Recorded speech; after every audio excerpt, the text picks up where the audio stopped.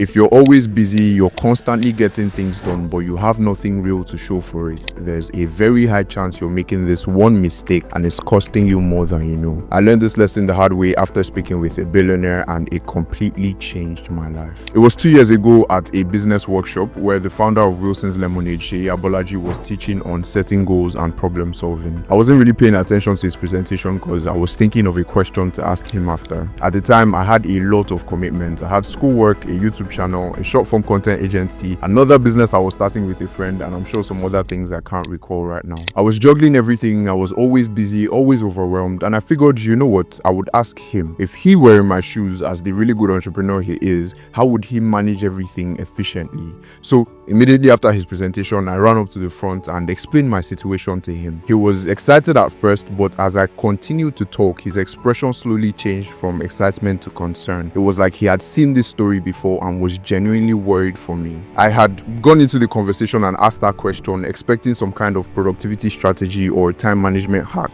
but the statement he made next caught me off guard and has stayed with me ever since. Eyitemi, focusing on multiple things is a recipe for mediocrity. You need to make a decision. Keep juggling everything and be mediocre at all of it, or focus and truly excel in something. It was the complete opposite of what I wanted to hear, but deep down I knew he was right. All this while I had been telling myself that I could make it all work and that juggling everything was okay. But if I was being honest, I was spreading myself so thin that nothing was moving forward. I was constantly working, but I had no results to show for it. The YouTube channel was barely growing. I wasn't getting as many clients as I wanted. My CGPA was suffering, and whenever I stopped to reflect on my life, I always felt the same thing. I should be farther ahead by now. So I knew what I needed to do. I had to streamline my focus. But there was one very big problem. You see, committing to fewer things or taking on fewer projects obviously means you have to let go of the other things. But how are you supposed to do that when everything you're working on and everything on your plate feels equally important? In many cases, you might have spent a lot of time, a lot of energy, and possibly even finances on the different projects. How are you then supposed to let go of it? And how do you even know which ones to drop versus which ones to focus on? Unfortunately, I couldn't ask Sheyi any of these follow-up questions, and I spent literally months hitting my breaking points multiple times. But eventually, I came up with a few strategies that helped me, and I want to share 3 of them with you. Who knows, one of them might just be exactly what you need right now. I call this first strategy the golden question because every time I ask myself and reflect on it, I'm able to just dial in my focus and literally make double the progress in half the time. The question is very simple. What one thing, if done successfully first, would make every other thing easier or more likely to succeed? I'll say it again. What one thing, if done successfully first, would make every other thing easier or more likely to succeed? This question alone has saved me months of stress and frustration, and I'm going to show you how I use it. The first step for me is to write down all of the projects that I'm struggling to manage or I'm thinking about, like every single one, and I'm going to use myself as a case study here. So recently I've been thinking about what to prioritize for 2026. Some of the ideas and projects I have in mind, I already started working on them, but some of them I'm just thinking about starting. So I'm just going to go ahead and list out all of them. The first one here is going to be work, which is my full-time job. For work, I lead a program where we train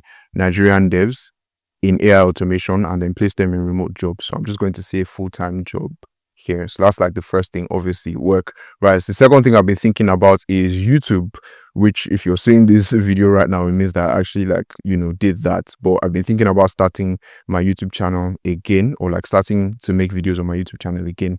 The third thing here is my newsletter. I have a newsletter that I used to send out more frequently in the past, but I haven't sent one out in a very, very long time. And then the final thing, number 4, is a business idea actually that I've had and I've been thinking about for a while, which is a community product for ambitious young people. So there's a lot more things that have been on my mind or that I've been thinking about, but let's just leave it at this for the sake of simplicity. Now, looking at this list, it is very obvious to me that there is no way I'm going to be able to do all of these things at the same time, at least not to the level that I would want to do them and not with the current amount of leverage that I have.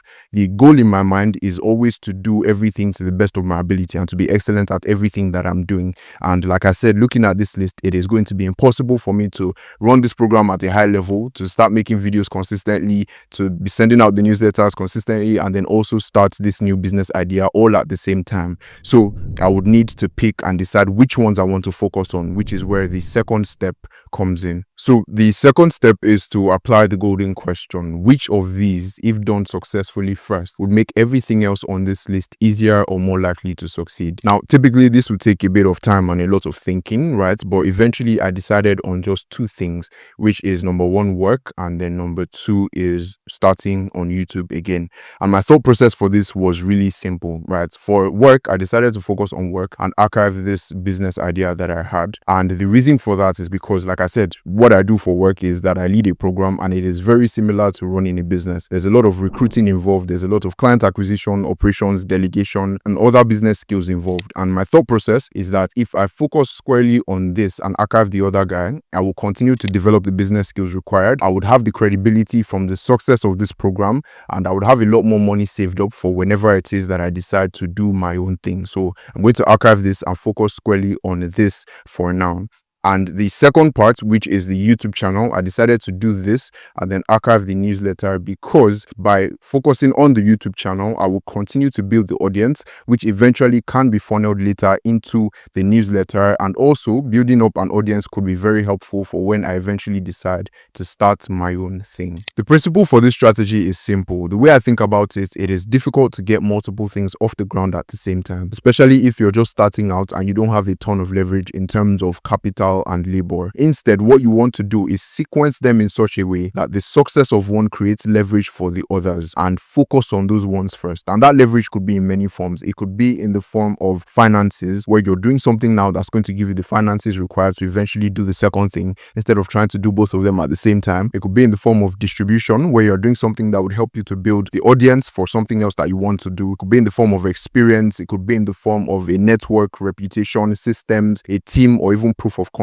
It could literally be anything, but what you want to do is take the time to think about what to focus on first that would give the other things that you want to do leverage. And for me, this is the primary strategy that I use to figure out what exactly I want to do and to make sure that I'm not doing too many things. But there are some cases in which I cannot let go of a project and I absolutely need to do two things at once, and that is where the second strategy comes in. I call this next strategy the alignment play, because what you're trying to do here is kill two birds with one stone. There were many times where no matter how much I applied the golden question, I just couldn't let go of the project, either because it was really important and I couldn't afford to drop it, or because I just wanted to really do the thing. So instead of forcing myself to choose, I came up with a different question, kind of like a test, which is, can I find a creative way to merge these projects so they become one unified effort? Now, about 90% of the time the answer is no, and I would have to drop one project anyways. But every once in a while I would actually find a creative way to merge these projects so that I can do them at the same time without splitting my focus. I'll give you a practical example. Around September, October last year, I started making videos alongside my full-time job. It was fine at first because none of it was particularly demanding. At the time, I was planning to launch a new program and most of my time was spent tying up loose ends. So I would film videos, I would think of different camera angles, I would edit them by myself and all of that fun stuff. But as the launch date for the program approached, it became very obvious to me that I couldn't do both of them at the same time, at least not in the same way. I needed to pick one, which would obviously be to stop making videos, except that I didn't want to. I enjoyed it, it was a nice creative outlet for me, and that was where this question came about, which is, will there be a way for me to merge both of them such that they complement each other and become one unified effort? After thinking about it for a couple of days, I decided on a solution, which would just be to make videos about what I was doing for work. And that is where the Life by Design series came from. Saying it out loud now, it sounds very simple, but it really changed everything. Instead of thinking about ideas and scripting and planning shots and all of that stuff, which I didn't have time for anymore, all I had to do was work, show what I was doing for work, and share my thoughts. It was definitely not as efficient as just doing one thing, but it worked because there was now a very large intersection between the two things. This particular strategy is more creative than it is formulaic, and it would not apply the majority of the time. But if you're able to find the right angle and make it work, it could be extremely helpful. The final strategy I want to share with you is a framework I came across in Derek Sivers' book, Anything You Want,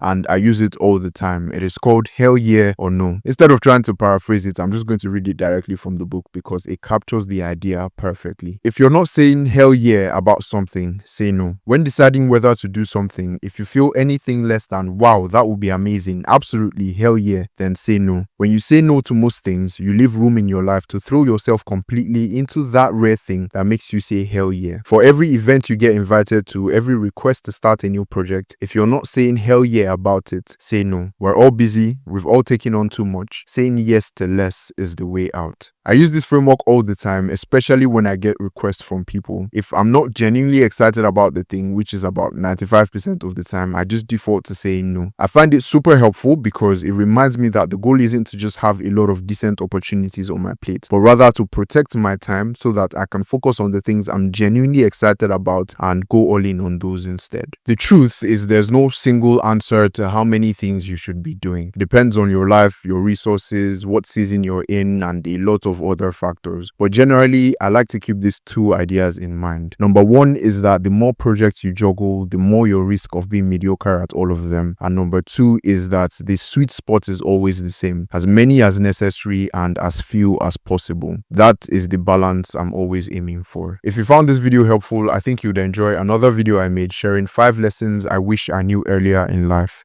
Check it out here.